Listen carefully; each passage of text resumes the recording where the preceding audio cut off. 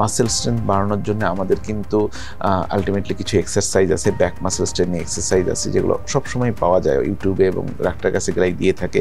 আমাদের বোনসের কোয়ালিটিকে অনেক ইমপ্রুভ করতে হবে। তার জন্য এটা যেটা করতে হবে যে প্রতিদিন অ্যাটলিস্ট 30 মিনিটস আমাদের হাঁটার অভ্যাস করতে হবে।